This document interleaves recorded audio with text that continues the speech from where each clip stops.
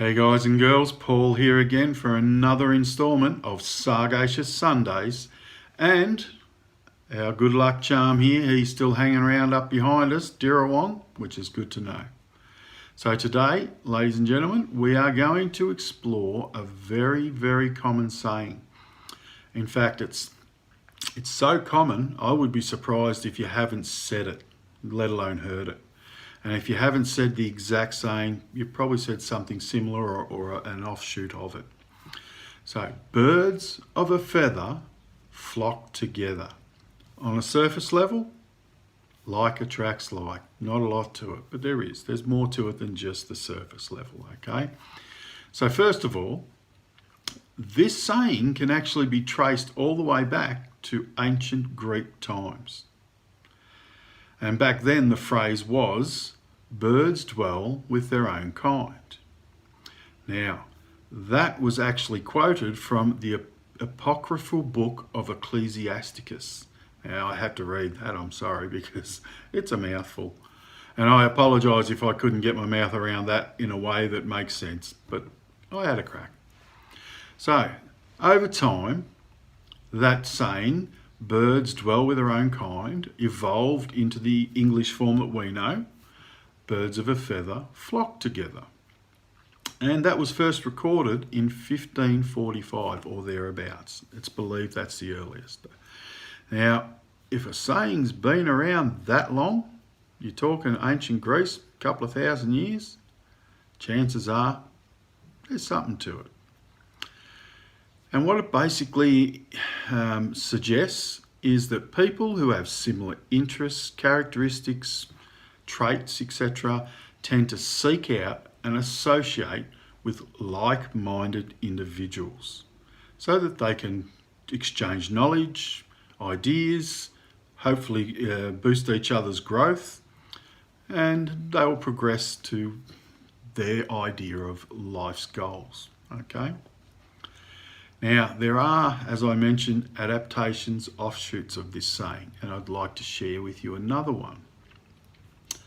If you lie with dogs, you will get up with fleas. Clearly it's the same.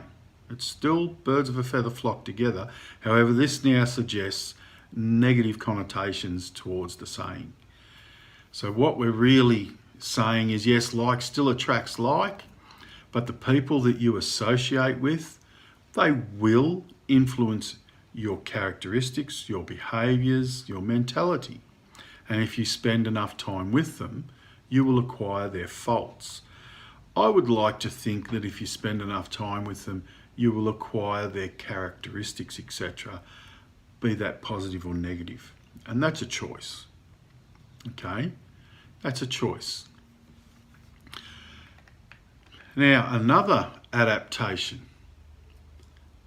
and this is the modern one, and you can see how these are all evolving by the time you get to this particular saying.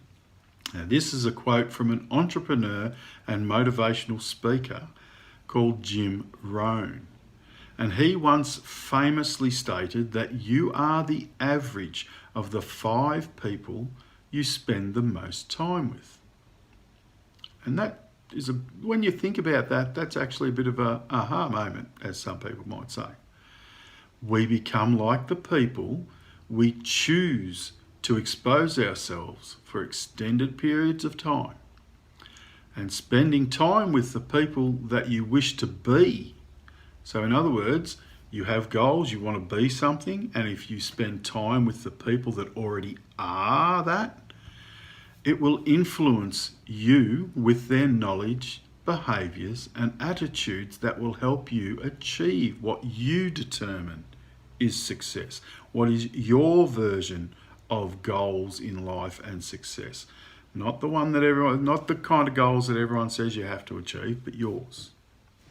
So it follows that you could actually accelerate your growth and achieve your goals, whatever that is to you. But it follows that you could actually accelerate your growth in life in whatever direction you choose by spending time with the people who already are that which you want to become. it starts to get quite profound now, doesn't it, really? So I'd like you right now just to ask yourself, who do you spend the most time with? What's your group of 5 or 6 people? Ultimately, it's a group of 6 because you make number 6, okay? You hang around with 5 people, you're the 6. So who do you spend the most time with? What 6 people do you spend the most time with? Now, you don't have to actually think of the family. Yes, you do spend a lot, but let's talk about achieving your goals and things like that. So who, in relation to outside of your family, do you spend the most time with? What are they like? Be honest, what sort of characteristics do they have? I'll let you think about that.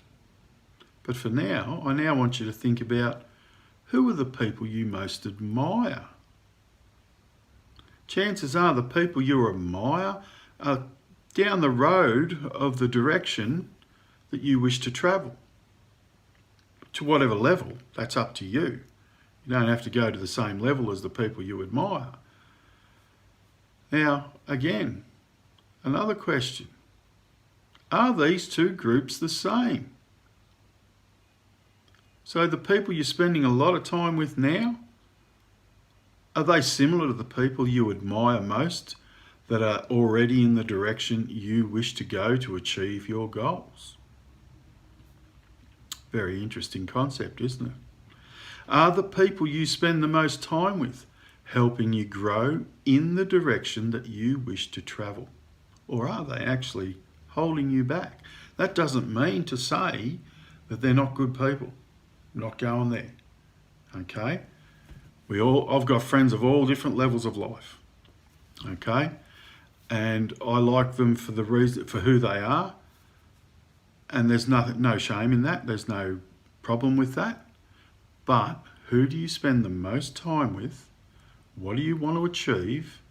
Are the people you are with now helping you grow, helping you develop, helping you push boundaries, helping you achieve that which you wish to achieve? Now, if not, do you have to seek out new positive people that are going to influence you in a positive way and help lift you and elevate you in the direction that you wish to go? So, birds of a feather flock together, but on a much deeper level, there's a lot more to it than just like attracts like. So, thank you very much, ladies and gentlemen. I'll sign off. Me and Dirawong saying ciao for now, and we'll see you next week on Sunday for Sargacious Sundays. Bye.